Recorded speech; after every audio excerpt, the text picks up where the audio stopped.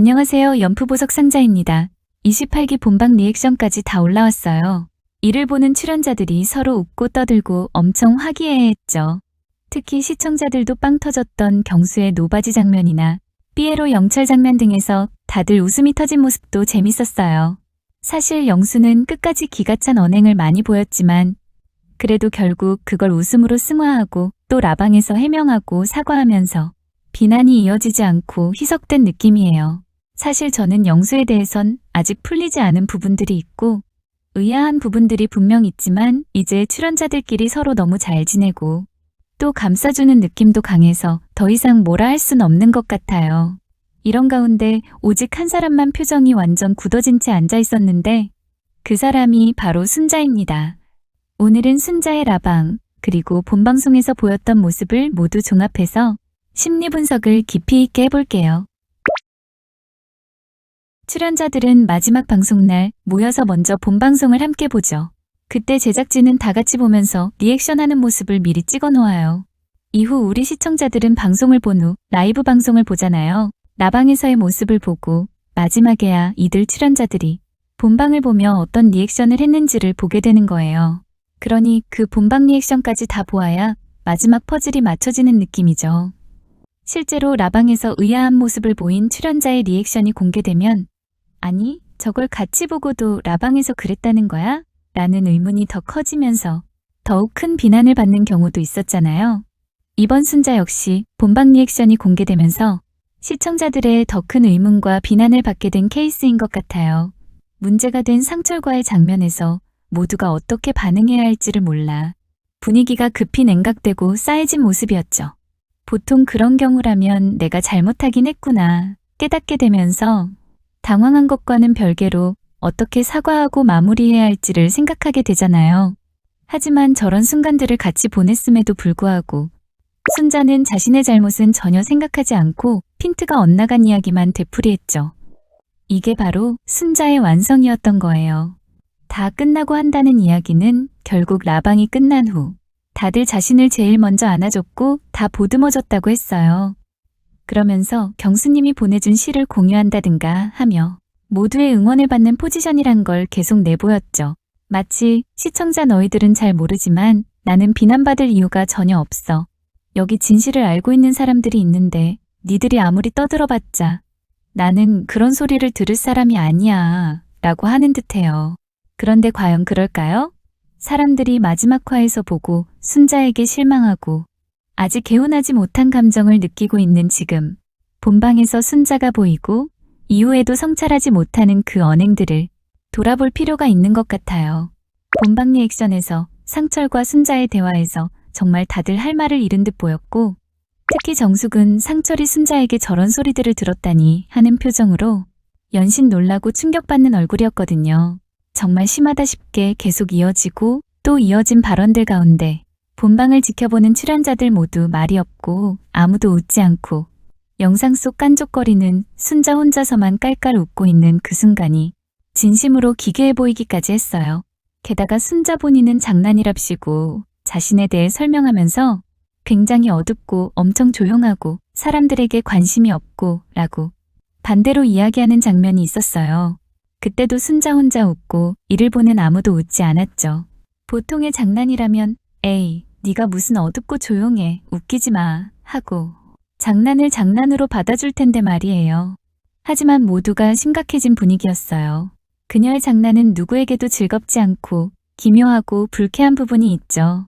이번 기회에 이유 없는 공격을 받는다고 생각하지 말고 본인을 위해서라도 앞으로의 미래와 더 즐거운 인생을 위해서라도 다른 건 다 그렇다 쳐도 방송에서 나온 부분들만이라도 좀 돌아보면서 자기 성찰을 하고 달라지는 모습이 보여지면 좋겠어요. 어떤 부분들을 돌아보면 좋을지 순자의 심리를 깊게 들여다볼게요. 순자의 핵심 심리, 통제 불안, 자기애적 취약성의 혼합구조. 순자는 관계에서 우위를 점하지 않으면 불안을 견디지 못하는 구조를 보여요. 그래서 애정 표현조차 장난, 도발, 지배적 농담의 형태로 우회되는 거죠. 겉으로는 밝고 호탕한 척하지만 실제로는 자기애적 취약성이 강해서 상대가 조금만 독자성을 드러내면 바로 조롱 몰아가기, 피해자 코스프레의 루프가 작동합니다. 쉽게 말하면 스스로 상처받기 전에 상대를 먼저 상처내서 안전해지려는 구조예요. 참 아이러니하죠.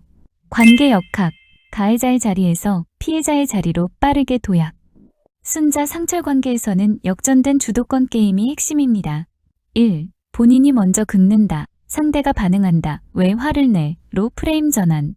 이건 고전적인 가스라이팅 패턴입니다.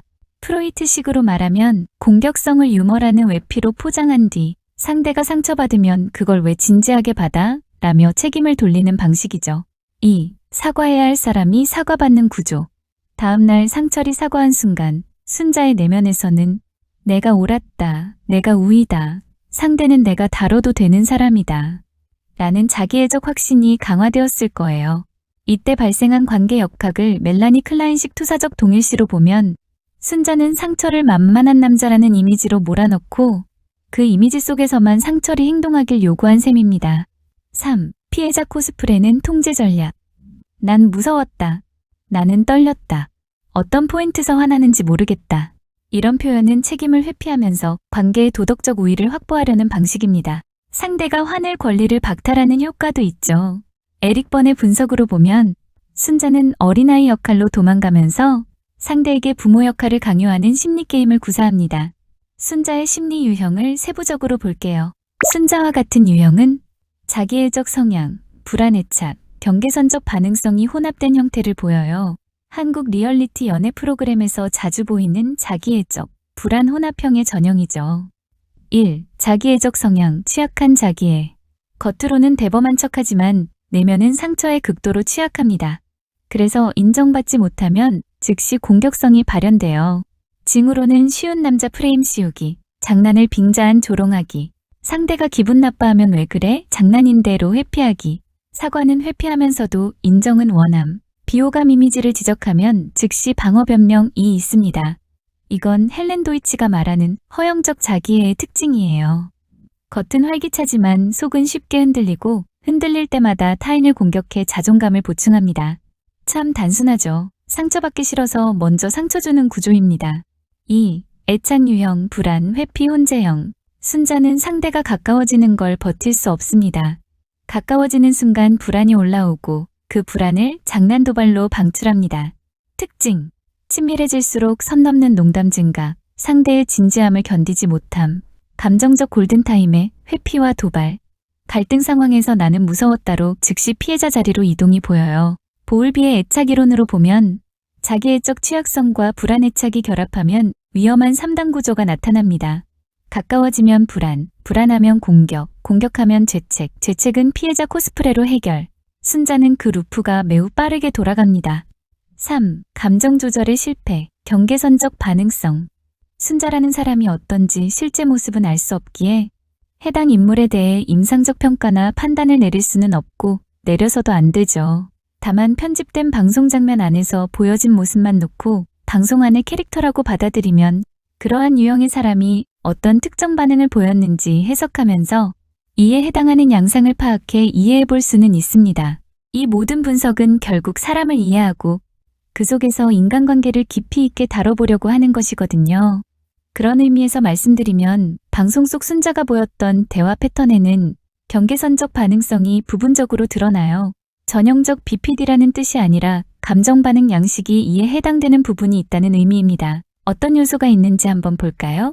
즉각적인 감정적 반응, 작은 자극에도 버림받을까 하는 과민 반응, 관계에서 갑, 을, 갑이 빠르게 바뀜, 갈등 발생하면 상대가 이상하다로 결론. 항상 사람들이 뭐라 그러더라를 방패막이로 사용하는 특징이 있어요. 편집본 안에서 순자라는 캐릭터가 보였던 대화 패턴과 많은 부분이 일치하죠. 특히 옥순이 그랬어, 사람들이 그랬어 라는 말을 자주 하고 또 끌고 와요. 사람들이 말했다는 건 결국 옥순 한 사람일 뿐이었는데도 순자는 마치 그걸 상철 앞에서 모두의 여론이 그렇다는 듯 무기로 사용했죠. 이런 심리구조의 사람은 기본적으로 관계 안정성이 낮고 상대의 작은 행동에도 정서적 폭발 또는 냉각이 일어나요. 순자는 이 심리구조에 의해 상철이 내는 정상적 반응, 즉 화냄 정색을 폭력성 위험 신호로 과대 해석하는 거예요. 그러면 본인은 피해자 자리에 도망갈 수 있는 것이고요. 이러한 사람들이 정말 효율적으로 사용하는 심리적 방패죠. 그러니 일반적인 시청자들이 볼 때는 정말 이상해 보였던 거예요. 분명 자신이 상철을 화가 나게 했고 긁은 게 분명하고 상철은 정당하게 화를 낸 것뿐인데 그마저도 상철은 참고 또 참고 먼저 사과하기까지 했잖아요. 그런데도 자신이 했던 말이나 행동은 생각하지 않고 인터뷰에서 계속 상철이 무서웠다라고 했어요. 그 모습을 이해하지 못하겠다는 반응이 참 많았죠. 그런데 말씀드린 BPD와 비슷한 감정 반응 양식을 보인다고 하면 이러한 사람들의 유형을 비로소 이해할 수 있게 됩니다. 물론 수용하고 곁에 두는 건 또 다른 문제겠지만요. 이제 그녀가 쓰는 심리 기제들을 알아볼게요. 심리 기제, 선택 불안을 전가하는 투사. 대화할 때 순자의 첫 반응은 몇 명한테 차이고 다니냐? 현숙한테도 차이고 정숙한테도 차였잖아. 이런 프레임이었어요. 이건 사실 순자 자신의 불안을 상철에게 전가하는 방식입니다. 자기가 선택받을 자신이 없을수록 상대가 가벼운 남자여야 안정되거든요. 낙항식으로 말하면 타자의 욕망을 불안하게 느낄 때 타자를 가벼운 존재로 깎아냄으로써 자신의 위치를 보호하려는 행위예요. 심리 기제, 조롱을 통한 우위 확보, 자기애적 보상. 사람들이 너 쉽다고 하던데, 종이장 같다던데. 이 말은 농담이 아니라 관계 주도권 선점 행위예요. 자기가 불안할 때 상대의 가치를 낮춤으로써 나는 너보다 위에 있다는 내적 안정감을 얻습니다. 멜라니 클라인이 말한 열등감을 반전시키는 공격적 비교가 여기에 해당하죠. 심리기제, 투사적 동일시, 도발을 통한 감정 조종. 순자는 상철이 상처받는 것을 보고 말을 더 세게 밀어붙였어요. 동네북 같아, 만인의 후순위. 영수한테 계속 밀리는 심정이 어때? 이건 단순한 장난이 아닙니다.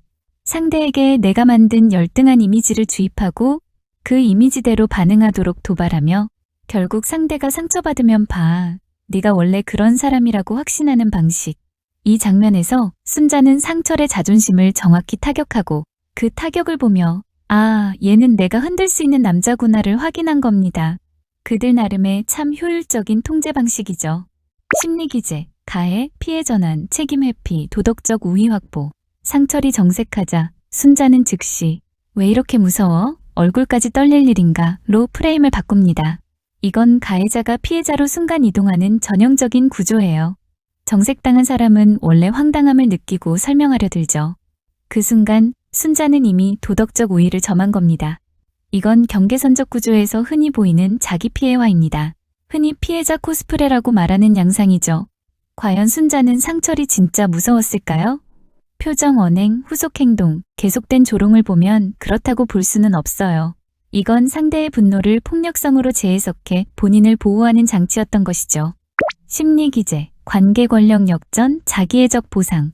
사실 가장 충격적인 장면은 사과해야 할 사람이 사과를 받는 상황입니다. 순자가 잘못한 상황, 순자가 몰아감, 순자가 역정을 냄, 순자가 피해자 코스프레, 상철이 죄책감, 상철이 사과. 이건 심리게임의 완성입니다. 에릭 번의 예스벗, 해결 거부 게임 구조와 유사한 게임이죠. 상대가 사과하는 순간 순자는 관계 주도권을 완전히 확보합니다. 만약 보통의 경우라면 상철이 사과했을 때 아니야, 나도 말을 좀 심하게 했어. 내가 잘못한 것 같아 등의 말로 반응하겠죠. 하지만 이 과정에서 순자는 더 당당해졌어요.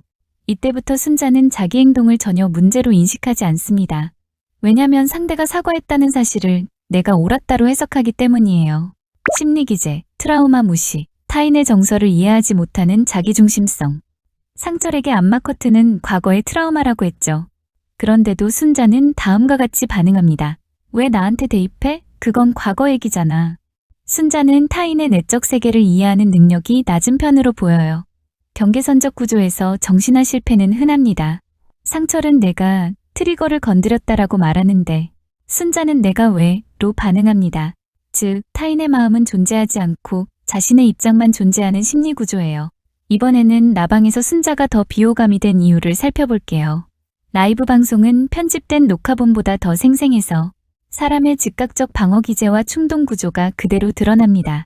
순자의 경우 그 방어 기제가 이미 독성적 형태를 띠고 있었고 방송보다 더 적나라하게 드러났어요. 1. 사과 회피와 그로 인한 관계적 위화감. 라방에서는 모두가 자연스럽게 이야기하는 자리였고 사과도 이뤄졌어요. 이건 인간적 겸손이나 도덕성의 문제가 아니라 관계적 존재가 지켜야 할 최소한의 사회적 스크립트입니다. 그런데 순자는 그 스크립트를 따르지 않았어요. 웃지 않음, 짜증 섞인 톤, 사과 없이 변명 중심. 다른 출연자들이 웃고 넘기는 분위기 속에서도 혼자만 경직, 이런 모습이 이어졌죠. 순자는 자기애적 방어를 과도하게 사용하며 패배의 서사를 참지 못하는 상태입니다. 상대 앞에서 결핍된 자신의 모습을 볼 수 없기 때문에 사과 자체가 자아붕괴처럼 느껴지는 거예요. 2. 상황과 상관없는 자기 변호, 자기애적 취약성 발현. 라방에서 순자는 주제와 상관없는 변명서사만 늘어놓았어요. 엄마한테 애 맡기고 다닌 적 없다. 유자녀라 쉽지 않았다. 내가 오해받았다. 이런 말은 사실상 청중의 질문에 대한 논리적 응답이 아니라 자기 이미지가 흔들릴 때 나타나는 자기애적 방어입니다. 취약한 자기애는 비난을 거절로 받아들이고 거절을 붕괴의 신호로 느끼기 때문에 즉각적으로 자기 서사를 늘어놓으며 자기를 보존하려 해요. 문제는 이 방식이 공간 부족 플러스 대화 단절 플러스 분위기 파괴를 낳는다는 점입니다. 라방 내내 순자만 분위기를 무겁게 만든 이유가 바로 이것이었죠. 3. 피해자 프레임 사용, 가족 보호와 불편함 서사 반복. 순자는 비판을 받으면 즉시 자신을 고통받는 피해자로 재포지션합니다. 이건 라방에서도 명확히 보여줬어요. 가족을 지키려는 것, 아이를 위해 힘들다. 나는 많이 상처받았다. 문제는 이 피해자 프레임이 상황 맥락과 전혀 맞지 않는 방식으로 사용되었다는 점입니다. 이는 시청자의 욕망을 착각하고 자신의 피해 서사가 모두에게 효과적일 거라 생각한 오류예요. 하지만 시청자들은 이미 알고 있습니다. 비난의 이유가 아이 때문이 아니라 순자 본인의 말과 행동 때문이라는 것을요. 즉, 피해자와는 현실과 접촉하지 못한 방어 기제로 작동한 겁니다. 4. 나는 잘못이 없다는 확고한 확신, 책임 전가 구조. 라방 내내 순자는 이런 메시지를 반복했어요. 내가 뭘 잘못했냐, 오해다, 편집 때문이다. 이건 책임 회피 두 단계가 결합된 형태입니다. 1. 1차 회피, 잘못을 인정하지 않음. 2. 2차 회피, 원인을 타인에게 돌림. 그 결과 순자는 도덕적 책임을 회피하면서도 분노는 유지하는 이상한 구조를 보여줍니다. 5. 자기 이미지에 과도하게 평가 과민성. 순자는 칭찬에는 즉각 반응하고 비판에는 즉각 방어하며 중립적 질문에도 과잉 해석하죠. 부정적 코멘트는 나를 공격하는 것으로 받아들여요. 이건 자기애적 취약성의 핵심 증상입니다. 자기 이미지가 흔들릴 때 내면이 붕괴될 것 같은 불안을 느끼기 때문에 마치 생존을 걸듯 방어합니다. 이 구조가 강해질수록 타인의 말은 대화가 아니라 위협으로 인식됩니다. 그래서 라방 내내 표정보다 방어적 긴장이 먼저 읽혔던 거죠. 6. 과잉 진지함, 유쾌함 결핍. 보통 마지막 화 이후 라방은 본질적으로 잘 마무리하며 아, 그땐 그랬지 해서 하며 웃으며 정리하는 분위기로 이어져요. 그런데 순자는 그 자리에서조차 무거운 자기 서사를 계속 꺼냈어요. 이는 심리적 유연성 부족의 신호입니다. 결과적으로 모두가 편안한 분위기, 심지어 순자보다 훨씬 많은 비난을 받고 많은 분량을 차지했던 출연자들조차 너무나 유쾌하게 잘 마무리했어요. 하지만 순자는 그 속에서 혼자만 긴장하고 방어하고 억울해하는 사람처럼 보였죠. 사람들은 이런 부분에서 강한 비호감을 느꼈다고 했어요. 모두가 재미없어하는 걸 혼자만 장난이라며 즐거워하고 모두가 편안해하는 순간엔 혼자만 싸우듯 정색하고 긴장하고 있죠. 그럼 순자를 지배한 그 독특한 장난 화법에 대해 한번 볼게요. 순자의 장난 화법. 왜 장난이 아니라 공격성인가? 순자는 처음부터 본인이 장난을 치는 스타일이라고 말했지만 그건 장난으로 포장된 공격성, 즉 정신분석에서 말하는 수동 공격적 행동의 전형이에요. 순자의 행동 패턴을 보면 명확하죠. 누굴 골라먹고 즐거워한다. 상처를 주고 반응을 본다. 상대가 참으면 더 세게 밀어붙인다. 상대가 화내면 왜 정색하냐? 장난인대로 몰아간다. 결국 상대를 가해자로 바꿔치기 한다. 이건 장난이 아니라 관계 지배를 위한 심리적 전략입니다. 1. 청양고추 장난. 순자의 공격성은 즐거움을 동반한다. 누군가를 고통스럽게 하고 그걸 즐거움으로 소비하는 행동은 정신분석적으로 사디즘적 유의로 간주되어요. 순자는 매운 고추를 먹이고 상대가 괴로워하면 그걸 보고 좋다고 웃고 내 스타일은 장난이야 라고 정당화해요. 이 구조는 장난이 아니라 관계 테스트입니다. 내가 너에게 상처를 줘도 너는 나를 떠나지 않는가? 즉 애착 불안 플러스 자기애적 통제욕이 결합된 형태입니다. 이 패턴은 성숙한 인간관계에서는 매우 위험한 모습이죠. 이 상대가 참으면 더 심해지고 반응하면 비난하는 구조. 이건 심리학에서 이중구속이라고 부르는 방식이에요. 순자 패턴. 장난 공격을 하고 상대가 참고 넘어가면 배려해준 애가 아니라 얘는 더 괴롭혀도 되겠네로 받아들여요. 상대가 화내면 왜 이래? 장난도 못 받아줘? 속 좁은 사람? 결과적으로 상대는 참아도 손해, 반응해도 손해인 구조겠죠. 이건 장난이 아니라 지배복종 테스트입니다. 3. 장난일 뿐이라는 말은 책임 회피 도구. 순자는 상대를 괴롭혀 놓고 장난인데 왜 이래? 라고 말합니다. 이건 전형적인 가해자의 면책 문구예요. 순자 화법의 핵심은 이겁니다. 상대에게 상처를 줄 자유는 나에게 있다. 하지만 그 상처에 반응할 자유는 상대에게 없다. 이 구조 자체가 이미 공격성을 내포하고 있는 거죠. 4. 장난이 멈추지 않는 이유. 한계감의 부재. 건강한 사람은 장난을 치다가도 상대 표정이 안 좋으면 혹은 목소리가 변하거나 긴장감이 느껴지면 바로 멈춥니다. 왜냐면 공감 능력이 작동하기 때문이에요. 하지만 순자는 멈추지 않았어요.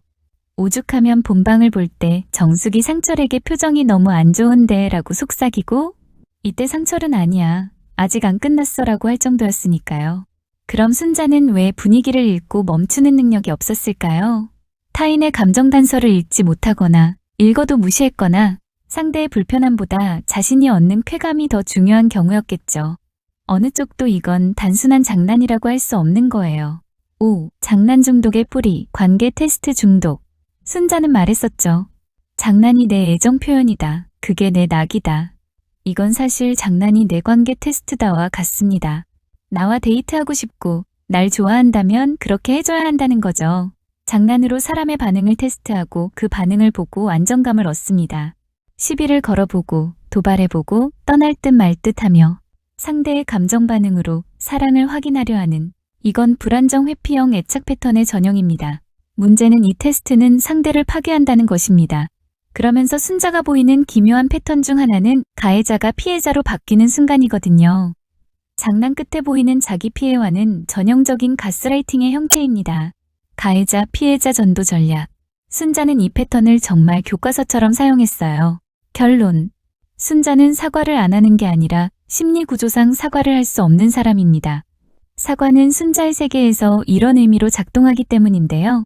자존감 붕괴, 자기 이미지 붕괴, 관계에서의 패배, 통제력 상실, 감정적 열등함 인정, 상대에게 권력 빼앗김.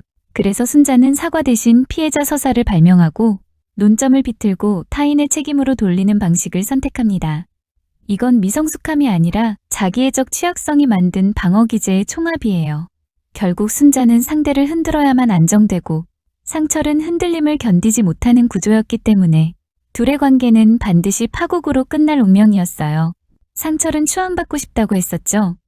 그래서 돌고 돌아 만난 인연, 정숙은 상철에게 추앙해주는 여자 그 자체였기에 두 사람은 빠르게 사랑에 빠질 수 있었을 것이고요. 순자는 관계를 테스트, 통제, 안도의 구조로 바라보는 사람이거든요. 즉, 관계는 공존이 아니라 검증의 장이며 상대의 감정은 고려 대상이 아니라 내 불안을 다뤄줄 능력 테스트인 겁니다. 유머로 포장된 공격성, 투사, 몰아가기, 프레임 전환, 피해자 코스프레로 관계 우위 확보, 책임 회피, 자기애적 정당화. 이 구조 그대로라면 건강한 관계는 형성되기 어렵습니다. 상대가 보살일 때만 유지되며 보살이 떠나는 순간 관계는 붕괴될 테니까요. 그럼 여기까지 28기 순자에 대한 분석을 마치겠습니다. 다음 기수 인물들에 대한 심리 분석도 원하신다면 좋아요와 구독도 부탁드려요. 더 힘내서 열심히 찾아뵙도록 할게요. 그럼 저는 다음 영상으로 뵐게요. 감사합니다.